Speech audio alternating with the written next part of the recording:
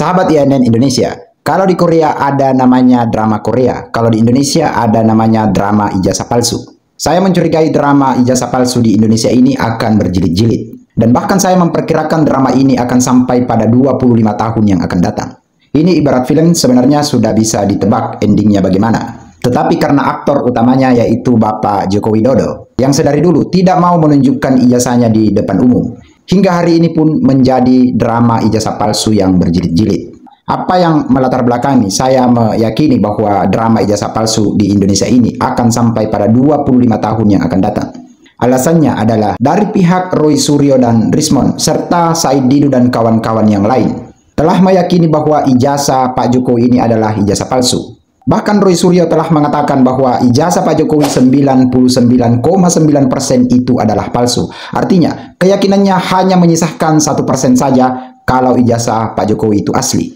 Sementara dari ahli telematika yang lain, yaitu dari Bang Rismond, ia juga mengklaim bahwa dalam gelar perkara di lembaga kepolisian hari ini, ia telah menelanjangi, membuat polisi babak belur hingga polisi memberikan kode minta ampun kepada Bang Rismond dan kawan-kawan. Ini adalah sebuah sinyal keyakinan dari kelompok Bang Roy Suryo untuk memastikan bahwa ijazah Pak Jokowi itu benar-benar palsu. Sementara dari pihak Pak Jokowi sendiri juga mempertahankan mati-matian dan selalu meyakini 100% bahwa ijazah Pak Joko Widodo itu adalah asli. Ketika kelompok Roy Suryo itu yakin bahwa ijazah Pak Jokowi palsu, sementara Pak Jokowi dan timnya yakin bahwa ijazahnya asli.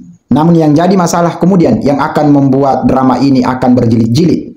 Pengacara dari Pak Joko Widodo memastikan bahwa kelompok Roy Suryo tidak akan pernah dan tidak pernah memegang ijazah asli daripada Pak Jokowi sendiri. Bagaimana ia mengklaim bahwa ijazah Pak Jokowi itu palsu?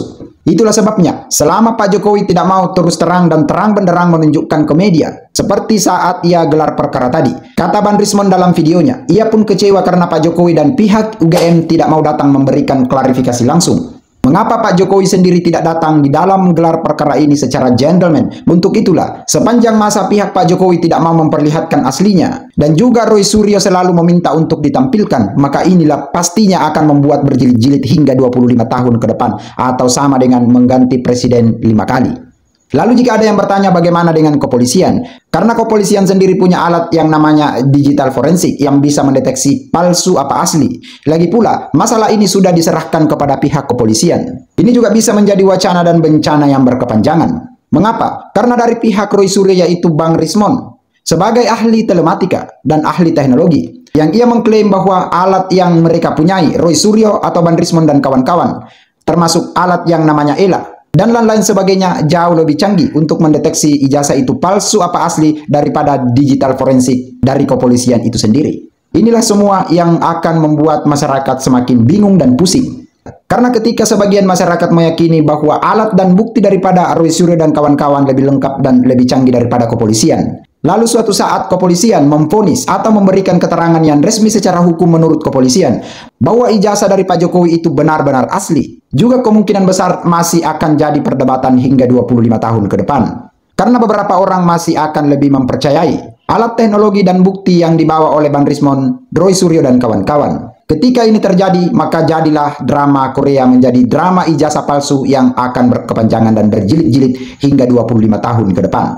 Namun demikian, saya sebagai rakyat Indonesia tetap ingin kasus ijazah Pak Jokowi ini segera diselesaikan, baik ia palsu maupun asli, yang jelas ada ujungnya dan tidak sampai kepada 25 tahun yang akan datang. Mengapa ini harus segera diselesaikan? Karena bagaimanapun Pak Jokowi adalah mantan Presiden Republik Indonesia, yang dimana ketika suatu saat nanti ijazah Pak Jokowi ini terbukti palsu, maka tidak hanya Pak Jokowi dan keluarga yang akan malu, tetapi rakyat Indonesia sendiri dari Sabang sampai Merauke.